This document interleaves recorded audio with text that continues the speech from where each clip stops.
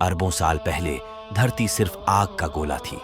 न इंसान था, न जानवर, न पेड़ पौधे, सिर्फ धुआं, राख और उबलते महासागर। लेकिन सोचो भाई, इस वीरान ग्रह पर जीवन की पहली चिंगारी आखिर कैसे जली?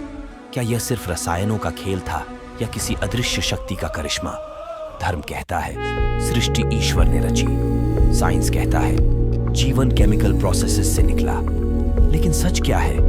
यही रहस्य हम खोलेंगे इस डॉक्यूमेंट्री में। एक ऐसा सफर जो आपके हर सवाल का जवाब देगा। इसलिए वीडियो को अंत तक जरूर देखिएगा। और अगर आप ऐसी रोचक और रिसर्च की हुई डॉक्यूमेंट्री पसंद करते हैं तो चैनल को सब्सक्राइब जरूर करिए, क्योंकि ऐसी डॉक्यूमेंट्री बनाने में हमें घंटों मेहनत और रिसर्च करनी पड़ती है। समय की शुरुआत होती है लगभग 13.8 अरब साल पहले, जब न तो धरती थी, न सूरज, न चांद और न ही तारे। कुछ भी नहीं, बस एक गहरा सन्नाटा था। लेकिन उस सन्नाटा में छिपी थी एक छोटी सी ऊर्जा की चिंगारी, इतनी ताकतवर कि उसमें पूरे ब्रह्मांड को बनाने की शक्ति छिपी थी। फिर हुआ एक महान विस्फोट जिसे विज्ञान कहता है बिग बैंग, और इसी क्षण से शुरू हुआ समय और अंतरिक्ष का सफर। इसी बिग बैंग के साथ बने सबसे पहले कण, प्रोटॉन, न्यूट्रॉन और इलेक्ट्रॉन, और तभी से इस ब्रह्मांड में समय की घड़ी टिक टिक करने लगी। लेकिन भाई, यहां एक बड़ा सवाल खड़ा होता है, आखिर ये बिग बैंग हुआ कैसे? किस शक्ति ने इसे जन्म दिया? इसका जवाब विज्ञान के पास आज भी पूरी तरह नहीं है, क्योंकि जब न समय था न पदार्थ था, तो फिर यह धमाका कैसे हुआ? यहीं से उठता है एक और विचार, क्या इसके पीछे कोई अदृश्य शक्ति थी, जिसे हम धर्म की भाषा में कहते हैं ईश्वर? और यही कारण है कि अलग अलग मतों ने ब्रह्मांड की शुरुआत पर अपने विचार दिए। हिंदू शास्त्रों में लिखा है सृष्टि की शुरुआत ब्रह्म से हुई, जिसने अनंत ऊर्जा की चिंगारी दी और ब्रह्मांड का विस्तार शुरू हुआ। बाइबल कहती है ईश्वर ने कहा लेट देयर बी लाइट, और प्रकाश हो गया। यानी सोचो भाई, चाहे विज्ञान हो या धर्म, दोनों मानते हैं कि शुरुआत प्रकाश और ऊर्जा से हुई थी। लेकिन सवाल अभी भी बाकी है, क्या इन धार्मिक मतों में सिर्फ कहानियां छिपी हैं या कहीं इनमें कोई सत्य की झलक भी है? इसका जवाब हम आगे के हिस्सों में जानेंगे। शुरुआत में यूनिवर्स बहुत ही गर्म था। छोटे छोटे पार्टिकल जैसे प्रोटॉन, न्यूट्रॉन और इलेक्ट्रॉन लगातार टकरा रहे थे। ऐसा लगता था मानो हर दिशा में आग का समुद्र बह रहा हो। धीरे धीरे गर्मी कम हुई और इस आग के सागर से बने पहले दो एलिमेंट, हाइड्रोजन और हीलियम। साइंस कहता है यही दोनों आगे चलकर तारे और ग्रह बनाने वाले थे। धर्म भी कहता है कि सबसे पहले बने थे जल और वायु जैसे एलिमेंट, और इन्हीं से सृष्टि की रचना हुई। समय बीतता गया, करोड़ों सालों बाद हाइड्रोजन और हीलियम की गैसें आपस में खींचकर विशाल क्लॉडस का रूप लेने लगी। जब उनका प्रेशर और टेम्परेचर बहुत बढ़ गया तो उनके भीतर जली पहली अग्नि और बने पहले स्टार। ये तारे सूरज से भी कई गुना बड़े थे। उन्होंने अपनी रोशनी से यूनिवर्स का अंधेरा मिटाया। फिर छोटे छोटे तारे मिलकर बने बड़े बड़े गैलेक्सीज। इन्हीं में से एक है हमारी मिल्की वे गैलेक्सी। लेकिन कहानी यहीं खत्म नहीं हुई। जब बड़े तारे अपना ईंधन खत्म करते तो वे विशाल धमाके से फट जाते। इन्हें कहते हैं सुपरनोवा। इन धमाकों में बने भारी मटेरियल जैसे कार्बन, ऑक्सीजन और लोहा, यही वे मटेरियल थे जो बाद में हमारे शरीर, धरती और हर जीव के लिए नींव बने।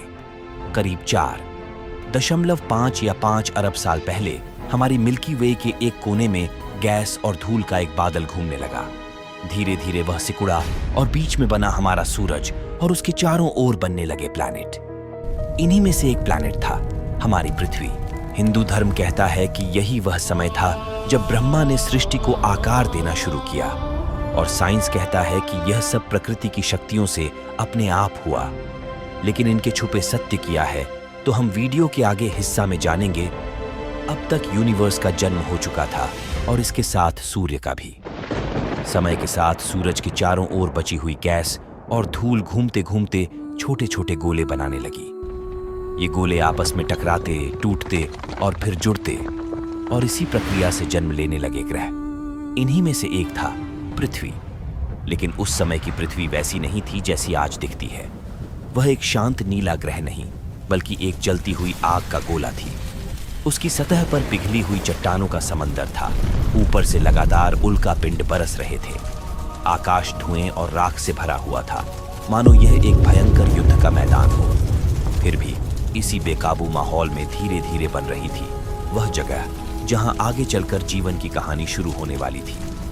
समय के साथ वह आग का गोला धीरे धीरे ठंडा होने लगा। पृथ्वी की सतह पर पिघली हुई चट्टानें जमकर पहली कठोर परत बनी, लेकिन यह परत भी स्थिर नहीं थी। हर तरफ ज्वालामुखी फट रहे थे और उनके साथ निकल रही थी भाप और जहरीली गैसें। ऊपर का आकाश हमेशा धुएं और बादलों से ढंका रहता। ये वही समय था जब पृथ्वी ने अपना पहला वातावरण बनाया, जिसमें हाइड्रोजन, मीथेन, अमोनिया और जलवाष्प भरे हुए थे। आज की तरह इसमें सांस लेने लायक ऑक्सीजन बिल्कुल नहीं थी। फिर शुरू हुई बारिश की लंबी कहानी। लाखों सालों तक आसमान से पानी बरसता रहा। वह पानी गहरी खाइयों और मैदानों में इकट्ठा होकर बदल गया विशाल महासागरों में। धरती पर पहली बार पानी का स्थायी घर बना। वही पानी जिसने धरती की सतह को ठंडा किया, वही जीवन की पहली नींव रखने वाला था। पृथ्वी अब एक आग के गोले से बदलकर पानी और गैसों से ढकी एक युवा ग्रह बन चुकी थी। उसकी सतह पर विशाल महासागर थे और ऊपर का आसमान जहरीली गैसों और बादलों से भरा हुआ। लेकिन यह सब कुछ अभी भी निर्जीव था। हर तरफ पानी था, चट्टानें थीं, भाप थी, पर जीवन का नामो निशान तक नहीं। इन्हीं महासागरों में धीरे धीरे जमा होने लगी अलग अलग तरह की केमिकल चीजें। छोटी छोटी मॉलिक्यूल्स जो वातावरण से और ज्वालामुखियों से आए थे, पानी में मिलकर बना रहे थे एक अजीब सा गाढ़ा मिश्रण। वैज्ञानिक इसे कहते हैं प्राइमोर्डियल सूप। ये वही प्राचीन रासायनिक सूप था जिसमें धीरे धीरे जीवन की पहली नींव रखी गई। उस समय पृथ्वी पर एनर्जी की कमी नहीं थी। कभी बिजली कड़कती, कभी ज्वालामुखी आग उगलते, तो कभी सूरज की तेज यूवी किरणें समुद्र की सतह को झुलसा देती। ये सारी एनर्जी उस प्राइमोर्डियल सूप में मौजूद मॉलिक्यूल्स को लगातार बदल रही थी, उन्हें जोड़ रही थी, तोड़ रही थी और नए रूप दे रही थी। यही वह मंच था जहां आने वाला था जीवन का पहला संकेत। लेकिन कैसे? यही है अगला हिस्सा। यही ऊर्जा उन साधारण अणुओं को धीरे धीरे जोड़ने लगी। कार्बन, हाइड्रोजन, नाइट्रोजन और ऑक्सीजन जैसे एलिमेंट मिलकर बने अमीनो एसिड वही छोटे छोटे बिल्डिंग ब्लॉक्स जिनसे आगे चलकर जीवन के ताने बाने बुने जाने थे। यही अमीनो एसिड आगे चलकर धरती पर हम जैसे मानवों, पशु पंछी, तमाम जीवों के जन्म होने में योगदान दिया। भाई, अब आपके मन एक सवाल उठ रहा होगा कि आखिर हम कैसे जानते हैं कि अरबों साल पहले ऐसी स्थिति था? तो भाई, इसे कहते हैं केमिकल एवोल्यूशन थ्योरी, जिसे 1960 के दशक में विभिन्न रिसर्च के आधार पर पहुंचा, जिसे हम वीडियो के आगे विस्तार से चर्चा करेंगे। दोस्तों, अब तक हमने देखा कि पृथ्वी कैसे बनी और कैसे महासागर जीवन की पहली प्रयोगशाला बने। लेकिन यहाँ एक सवाल खड़ा होता है, क्या सचमुच यह सब केवल प्राकृतिक घटनाएं थीं? या फिर इसके पीछे कोई दैवीय शक्ति का रहस्यमय खेल छिपा था? आखिर कैसे उस निर्जन स्थान में जीवन के फुट पड़ी थी? क्या साइंस इसका जवाब खोज पाया है? और धार्मिक मतों में कितना सच छिपा हुआ है जो जीवन की शुरुआत को ईश्वर के परिणाम मानते हैं? यही सवाल इंसान के मन में आदिकाल से रहा है। जब आदिमानव जंगलों में रहता था, बिजली की कड़क सुनता, आग बरसते ज्वालामुखी देखता, तो उसे लगता जरूर कोई अदृश्य ताकत है जो यह सब चला रही है। यहीं से जन्म हुआ आस्था और धर्म की उन कहानियों का जिन्होंने जीवन की शुरुआत को समझाने की कोशिश की। अब जरा देखते हैं कि हमारे धार्मिक ग्रंथ क्या कहते हैं। और यहाँ एक बात साफ कर दूं कि यह सब धार्मिक मतों के विचार मेरे खुद के घड़े हुए नहीं हैं, बल्कि जो मत सार्वजनिक रूप से प्रचारित है उसी का आधार है। हिंदू धर्म में माना गया है कि सृष्टि की शुरुआत ब्रह्मा ने की। ब्रह्मा ने जीवन को रचा और उसे बनाया पंचतत्वों से, जल, वायु, अग्नि, आकाश और पृथ्वी। शास्त्र कहते हैं जब तक ये पंचतत्व एक साथ रहते हैं जीवन चलता है, और जब ये बिखर जाते हैं तो जीवन भी समाप्त हो जाता है। अब अगर आप गौर से सोचें तो यह विचार कहीं ना कहीं विज्ञान से मिलता है। मॉडर्न साइंस भी कहता है कि जीवन की बुनियाद कार्बन, ऑक्सीजन, नाइट्रोजन, हाइड्रोजन और खनिज तत्वों पर टिकी है। यानी शास्त्रों का पंचतत्व और विज्ञान के फंडामेंटल एलिमेंट्स एक दूसरे से बहुत अलग नहीं हैं। इतना ही नहीं, हिंदू दर्शन में अद्वैत वेदांत कहता है कि पूरा ब्रह्मांड एक ही एनर्जी का रूप है जो अलग अलग रूप लेकर प्रकट होता है। यह विचार मॉडर्न फिजिक्स से मिलता जुलता है, जहां आइंस्टाइन की E=mc² थ्योरी बताती है कि सब्सटेंस और ऊर्जा एक ही है, और वेदांत भी कहता है सर्वम खल्विदम ब्रह्मा, यानी यह संपूर्ण जगत ब्रह्म ही है। आज साइंस भी कहता है कि पूरे यूनिवर्स की हर चीज का स्रोत वही एक ऊर्जा है जिसे हम बिग बैंग की भाषा में समझते हैं। इसका मतलब यह हुआ कि हिंदू मत केवल कल्पना नहीं, बल्कि उसमें कुछ ऐसी सच्चाइयां छिपी थीं जिन्हें आज विज्ञान भी प्रमाणित कर रहा है, जिसे हम वीडियो के अगले पार्ट में जानेंगे। अब आते हैं बाइबल की ओर। जेनेसिस की कथा बताती है कि शुरुआत में धरती खाली और अंधकारमय थी। फिर ईश्वर ने कहा, लेट देयर बी लाइट, और प्रकाश हो गया। इसके बाद भगवान ने बनाया पानी, आकाश, पौधे, जानवर और अंत में एडम और ईव। यहां जीवन किसी केमिकल प्रोसेस से नहीं, बल्कि सीधे ईश्वर की इच्छा से शुरू हुआ। इसी तरह कुरान में भी जीवन की उत्पत्ति का जिक्र है। कुरान कहता है, हमने हर जीवित चीज को पानी से बनाया, यानी पानी को जीवन का सबसे पहला आधार माना गया। पानी को अल्लाह की सबसे बड़ी नेमत कहा गया। और दिलचस्प बात यह है कि आज का विज्ञान भी यही कहता है, जहां पानी है वहां जीवन की संभावना है। और दोस्तों, प्राचीन यूनानी दार्शनिक भी मानते थे कि जीवन का बीज पूरे ब्रह्मांड में फैला है। एनाक्सागोरस ने कहा था कि कॉस्मिक सीड्स, यानी जीवन के कण अंतरिक्ष में मौजूद हैं, जो अलग अलग ग्रहों पर गिरकर जीवन की शुरुआत कर सकते हैं। आज जब वैज्ञानिक पैंसपर्मिया थ्योरी की बात करते हैं, तो यह विचार भी कहीं ना कहीं वही कहानी सुनाता है, जिसे हम वीडियो के बीच में चर्चा करेंगे। तो देखा आपने, ये धार्मिक मत और मान्यताएं सिर्फ अंधविश्वास नहीं थीं। उनके पीछे इंसान का डर, उसका अनुभव और प्रकृति को समझने की कोशिश छिपी थी। और आश्चर्य की बात यह है कि इनमें से कई बातें आधुनिक विज्ञान की खोजों से मेल खाती हैं। यानी यह कहना गलत नहीं होगा कि ये धार्मिक दृष्टिकोण पूरी तरह असत्य नहीं थे। वैसे बता दें कि धर्म का क्षेत्र आंतरिक रिसर्च एवं अनुभव पर आधारित है, और साइंस बाहरी उपकरणों अनुसंधान पर आधारित है। दोस्तों, धर्म और ग्रंथों की कहानियों के बाद अब बारी है विज्ञान की। दोस्तों, जब इंसान ने जीवन की शुरुआत पर सोचना शुरू किया, तो सबसे पहले उसने इसे ईश्वर का काम माना, क्योंकि उस समय इंसान के पास न प्रयोग थे न प्रमाण। लेकिन धीरे धीरे समय बदला। 16वीं सदी में रेनेसांस का दौर आया। लोगों ने सोचना शुरू किया कि हर चीज को समझने के लिए प्रूफ और ओवरव्यू जरूरी है। यहीं से विज्ञान ने अपना स्टडी शुरू किया। लेकिन विज्ञान में भी शुरुआत में कई गलतफहमियां थीं। सबसे पुराना विचार था स्पॉन्टेनियस जनरेशन। लगभग 2400 साल पहले महान दार्शनिक अरस्तु ने कहा था कि जीवन निर्जीव चीजों से अपने आप निकल सकता है। उन्हें लगता था कि अगर सड़ा हुआ मांस जमीन पर पड़ा रहे तो उसमें से कीड़े अपने आप पैदा हो जाते हैं। यानी जीवन को किसी चिंगारी की जरूरत नहीं, वह खुद ब खुद उत्पन्न हो सकता है। सदियों तक लोग इसी पर विश्वास करते रहे। लेकिन 17वीं सदी में फ्रांचेस्को रेडी ने इस पर सवाल उठाया। उन्होंने सड़े हुए मांस के टुकड़ों को 2 बोतलों में रखा, एक को ढक दिया और दूसरी को खुला छोड़ दिया। कुछ दिनों बाद खुली बोतल में कीड़े भरे पड़े थे, लेकिन ढकी हुई बोतल में एक भी कीड़ा नहीं था। इससे साबित हुआ कि कीड़े अपने आप नहीं बने, बल्कि मक्खियां अंडे देकर जाती थीं। लेकिन कहानी यहीं खत्म नहीं हुई। 19वीं सदी में आए महान वैज्ञानिक लुई पाश्चर। उन्होंने एक ऐसा एक्सपेरिमेंट किया जिसने दुनिया की सोच बदल दी। उन्होंने एक कांच की बोतल ली और उसमें शोरबा यानी दाल जैसा सूप भर दिया। फिर उस बोतल को उबाल दिया ताकि उसमें मौजूद सारे छोटे छोटे जीवाणु मर जाएं। अब बोतल बिल्कुल साफ हो गई। इसके बाद पास्टोर ने बोतल को खुला छोड़ दिया, लेकिन बोतल की गर्दन लंबी और टेढ़ी थी। इस वजह से हवा तो अंदर जाती थी, लेकिन धूल और कीटाणु जो हवा के साथ आते बोतल के अंदर नहीं पहुंच पाते थे। कुछ दिनों बाद देखा गया कि बोतल का शोरबा वैसे का वैसा साफ रहा।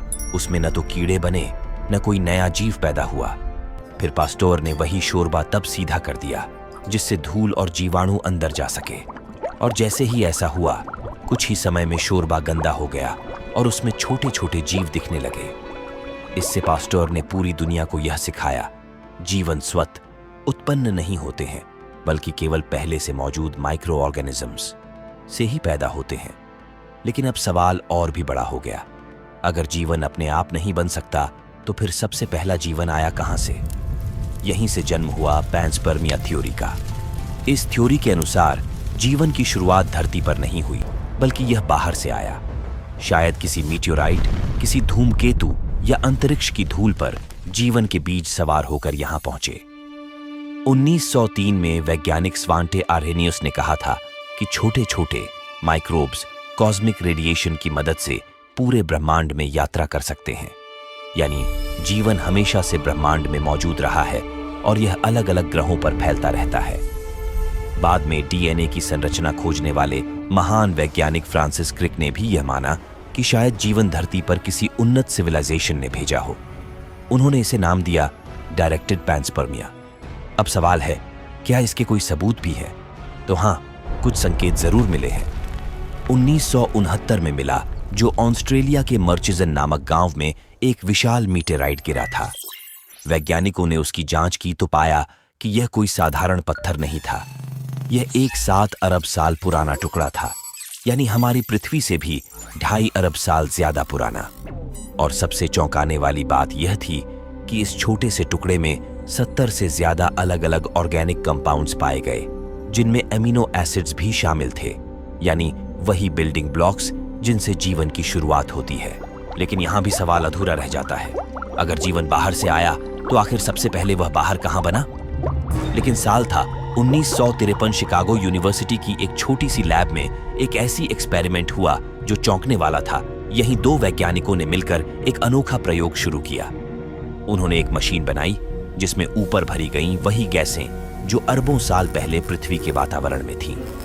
जो हमने वीडियो की शुरुआत में ही जाने थे, नीचे रखा गया पानी लगातार उबल रहा था और बीच बीच में चमकती थी बिजली जैसी चिंगारी। कई दिनों तक यह प्रक्रिया चलती रही। इसके बाद इसका जवाब आया, जिसने आखिर साबित किया कि पृथ्वी पर जीवन की शुरुआत कैसे हुए। तो उन्होंने आखिर पाया क्या? यह मैं आपको अगले हिस्से में बताऊंगा। पृथ्वी पर जीवन की शुरुआत कैसे हुए के संबंध में अब तक कई थ्योरी और मत दिए गए, लेकिन इनमें अब तक कोई संतुष्ट नहीं कर पा रहा था।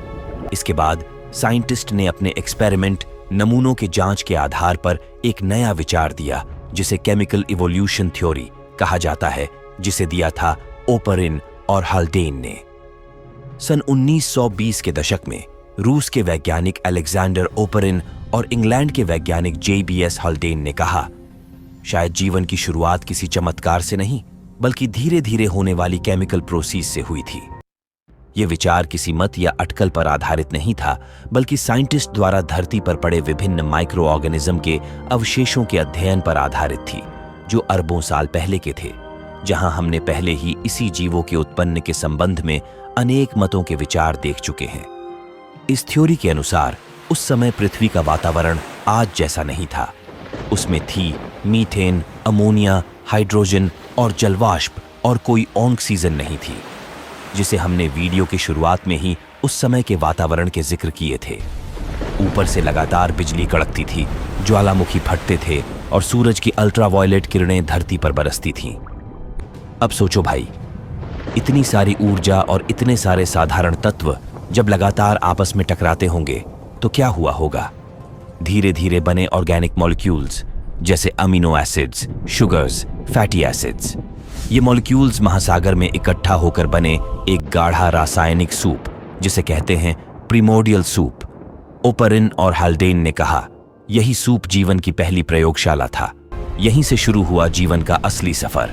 लेकिन दोस्तों, यह सिर्फ एक हाइपोथेसिस था। इसका मतलब यह भी विचार गढ़े गए थे, जैसे धर्म के अनुसार ईश्वर के इच्छा से जीवन की शुरुआत हुई। लेकिन क्या यह भी विचार केवल कल्पना तक ही रह गया? ये इसका कोई वैज्ञानिक आधार भी था, और इसका जवाब खोजने के लिए आगे आए 2 वैज्ञानिक, स्टैनली मिलर और हैरोल्ड यूरी, जिसे हमने वीडियो के ऊपर जिक्र किए थे, जिसे मिलर एक्सपेरिमेंट कहा जाता है, जो शायद अपने 10वीं या 12वीं क्लास में पढ़ा होगा। दोस्तों, साल था 1953। शिकागो यूनिवर्सिटी की एक लैब में दो वैज्ञानिकों स्टैनली मिलर और हैरोल्ड यूरी ने एक अजीब सा प्रयोग शुरू किया। उन्होंने ओपरिन और हाल्डेन के केमिकल थ्योरी के अनुसार जो कहता था, अगर हम अरबों साल पहले की पृथ्वी जैसा माहौल बना दें तो शायद हमें पता चल सके कि जीवन कैसे शुरू हुआ। इसलिए उन दोनों वैज्ञानिकों ने हकीकत में बदलने के लिए उन्होंने एक कांच की मशीन बनाई। उसमें ऊपर भरी गई वही गैसें जो उस समय के वातावरण में थीं, यानी आज से 4 अरब साल पहले, जैसे मीथेन, अमोनिया, हाइड्रोजन और जलवाष्प। नीचे रखा गया पानी जो लगातार उबाला जा रहा था, वह भाप ऊपर जाती, गैसों से मिलती और बीच में 2 इलेक्ट्रोड बिजली जैसी चिंगारी पैदा करते, मानो उस समय की आसमान में कड़कती बिजली को दोहराया जा रहा हो। यह चक्र कई दिनों तक चलता रहा। भाप ऊपर जाती, चिंगारी से टकराती और फिर ठंडी होकर वापस लौट आती। कुछ ही दिनों बाद उस फ्लास्क के पानी का रंग बदल गया। अब वह साफ नहीं रहा, बल्कि गाढ़ा लाल भूरा हो गया। जब वैज्ञानिकों ने इसे ध्यान से जांचा तो उन्हें उसमें मिले अमीनो एसिड्स। और भाई, अमीनो एसिड्स ही हैं वे छोटे छोटे टुकड़े जिनसे प्रोटीन और आगे चलकर जीवन की ब्लॉक बनी। भाई, अमीनो एसिड ही वह एलिमेंट है जो किसी स्थान पर जीवन के लिए बिल्डिंग ब्लॉक के रूप में काम करता है। सोचो भाई, धरती की प्राकृतिक परिस्थितियों की नकल करके लैब में ही जीवन की पहली ब्लॉक बन गई। ये नतीजा दुनिया के लिए किसी झटके से कम नहीं था, क्योंकि पहली बार यह साबित हुआ कि जीवन की शुरुआत साधारण केमिकल्स और प्राकृतिक ऊर्जा से हो सकती है। लेकिन अब सवाल यह था, ये केमिकल रिएक्शन आखिर हुए कहां? धरती पर वह जगह कौन सी थी जिसने जीवन को जन्म दिया? इसी सवाल का जवाब देती है हाइड्रोथर्मल वेंट थ्योरी। 4 अरब साल पहले धरती के गहरे महासागर की अंधेरी तली, जहां सूरज की एक भी किरण नहीं पहुंचती, वहां से फूटते हैं गरम गरम पानी के झरने, जिनमें आयन और सल्फर जैसे खनिज भरे होते हैं। इन्हीं जगहों को कहते हैं हाइड्रोथर्मल वेंट्स। यहीं लगातार केमिकल रिएक्शन हो रही थी। छोटे छोटे मॉलिक्यूल्स जुड़कर कॉम्प्लेक्स मॉलिक्यूल्स बन रहे थे, मानो समुद्र की गहराई ही जीवन की पहली प्रयोगशाला बन गई हो। 2016 में वैज्ञानिक विलियम मार्टिन और उनकी टीम ने जीवन के सबसे पुराने जीन्स का अध्ययन किया। उन्होंने पाया कि हमारा अंतिम साझा पूर्वज, जिसे लूका लास्ट यूनिवर्सल कॉमन एंसेस्टर, शायद इन्हीं हाइड्रोथर्मल वेंट्स में पनपा था। अब सवाल उठता है, लूका आखिर था क्या? दोस्तों, लूका कोई इंसान नहीं था, न कोई जानवर, न पौधा, बल्कि एक छोटा सा सिंगल सेल ऑर्गेनिज्म था। यानी सोचो भाई, आज धरती पर चाहे आप इंसान हो, पेड़ हो, पक्षी हो या बैक्टीरिया, हम सब की जड़ में छिपा है वही प्राचीन पूर्वज, लूका। लूका के बाद जीवन की दुनिया धीरे धीरे फैलने लगी। धरती पर छोटे छोटे सिंगल सेल ऑर्गेनिजम्स इधर उधर फैले हुए थे। लेकिन उस समय एक बहुत बड़ी कमी थी, पृथ्वी के वातावरण में ऑक्सीजन नहीं थी। सोचो भाई, अगर आज हम सांस न ले पाएं तो कुछ ही मिनटों में मर जाएं। लेकिन उस समय के जीव बिना ऑक्सीजन के ही जी रहे थे। फिर आया जीवन का एक असली हीरो, सायानोबैक्टीरिया। करीब 2.5 अरब साल पहले ये छोटे छोटे नीले हरे जीव समुद्रों में उभरे। ये पहली बार फोटोसिंथेसिस करने लगे, यानी ये सूरज की रोशनी का इस्तेमाल करके अपना खाना बनाने लगे। लेकिन इस प्रक्रिया में एक वेस्ट प्रोडक्ट बनता था, ऑक्सीजन, और धीरे धीरे ये ऑक्सीजन महासागर और वातावरण में जमा होने लगी। यह घटना इतनी बड़ी थी कि वैज्ञानिक इसे कहते हैं द ग्रेट ऑक्सीडेशन इवेंट। यह था वह पल जब जीवन ने पहली बार धरती का चेहरा बदल दिया। अब आगे देखना है कि इस ऑक्सीजन से जन्म कैसे हुआ और जटिल कोशिकाएं कैसे बनी। सायानोबैक्टीरिया ने धरती को ऑक्सीजन से भर दिया था। यह ऑक्सीजन पहले तो जहर साबित हुई, क्योंकि पुराने जीव इसके साथ जी ही नहीं सकते थे। कई स्पीसीज खत्म हो गई। लेकिन भाई, कुछ चतुर जीवों ने इस जहर को ही अपना हथियार बना लिया। यही वो समय था जब जीवन ने बनाया अपना अगला रूप, यूकेरियोटिक सेल्स। लगभग 2 अरब साल पहले कुछ सिंपल सेल्स ने एक दूसरे के साथ मिलकर रहना शुरू किया। सोचो, जैसे कोई छोटी मछली बड़ी मछली के पेट में रहकर भी जिंदा रहती है, वैसे ही कुछ सेल्स ने दूसरी सेल्स के अंदर रहना शुरू कर दिया। इस प्रोसेस से पैदा हुई 2 खास ऑर्गन्स, माइटोकॉन्ड्रिया यानी एनर्जी बनाने वाली फैक्ट्री, और क्लोरोप्लास्ट्स जो फोटोसिंथेसिस करने वाले था, यानी अब सेल्स के पास एनर्जी का एक नया पावर हाउस था और इसी ताकत ने उन्हें सिंपल से कॉम्प्लेक्स बनने का मौका दिया। फिर धीरे धीरे लाखों सालों में सेल्स ने और बड़ा कदम उठाया। उन्होंने अकेले जीना छोड़कर एक साथ मिलकर जीना शुरू किया। यहीं से जन्म हुआ मल्टीसेलुलर लाइफ का। अब धरती पर सिर्फ छोटे छोटे जीव नहीं थे, बल्कि बनने लगे बड़े और कॉम्प्लेक्स जीव। करीब 541 मिलियन साल पहले धरती पर जीवन की कहानी ने अचानक करवट ली। इसे कहते हैं कैम्ब्रियन एक्सप्लोजन। सोचो भाई, उससे पहले लाखों साल तक सिर्फ छोटे छोटे जीव थे, जैसे सेल्स और साधारण से स्पंज। लेकिन अचानक जैसे किसी ने जादुई बटन दबा दिया हो, जीवन की दुनिया रंग बिरंगी और कॉम्प्लेक्स हो गई। समुद्र की गहराई में पैदा हुए नए नए जीव। किसी के पास पहली आंखें थीं, किसी ने नर्वस सिस्टम बनाया और कुछ ने अपने शरीर को बचाने के लिए कठोर शेल्स बना लिए। लेकिन कहानी यहीं नहीं रुकी। धीरे धीरे कुछ जीवों ने साहस दिखाया और समुद्र से निकलकर जमीन की ओर बढ़े। सबसे पहले आए पौधे और काई जैसी चीजें, जिन्होंने चट्टानों पर हरी परत बिछा दी। फिर छोटे कीड़े और आखिर में एम्फिबियंस, जो पानी और जमीन दोनों पर जी सकते थे।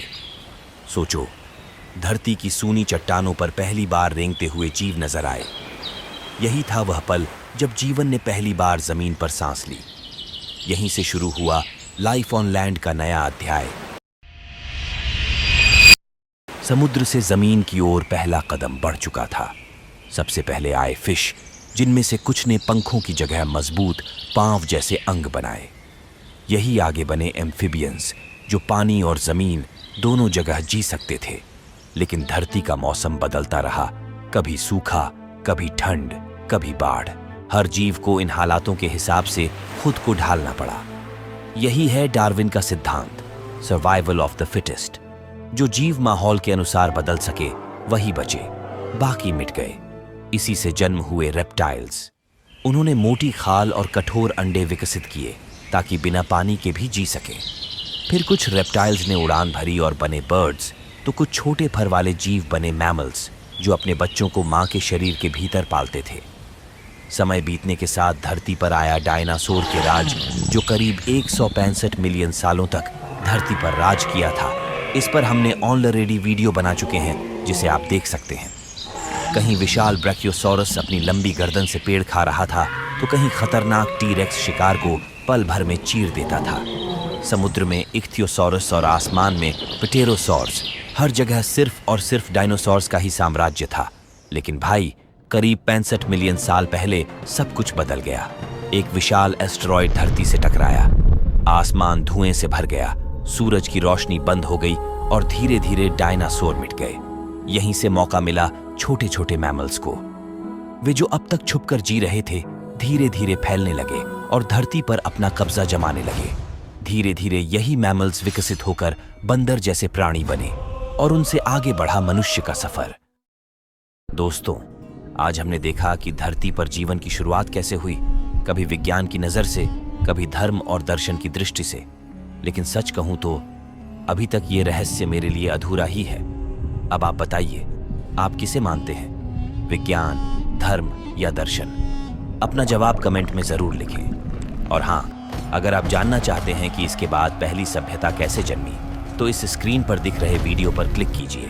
मैं वहीं आपका इंतजार कर रहा हूं।